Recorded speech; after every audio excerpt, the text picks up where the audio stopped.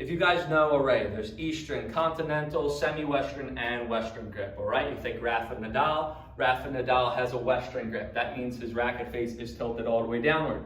Then there's players like Roger Federer. Roger Federer has a more Eastern grip, all right? Unless you're in the 1970s, you probably do not want a continental grip. If you're a beginner, I suggest starting with an Eastern grip, all right? That is the most user-friendly grip, unless you're Rafa Nadal and Jack Sock. The more you tilt your racket downward, the more spin you are going to get. So, if I hit continental, which are my strings are just facing straight, like this, no tilt, it's going to be flat. The more I tilt my strings downward, the more spin. There's all these coaches that, oh, you need to go and bevel 1, 2, 3. We could go through all that, right? But don't listen to that. What I want you to do, if you were on the court with me right now, I would tell you to tilt the racket downward. That is the proper grip. I'm not talking Eastern, Semi-Western, Western. I will tell you to tilt your grip, tilt the racket face downward.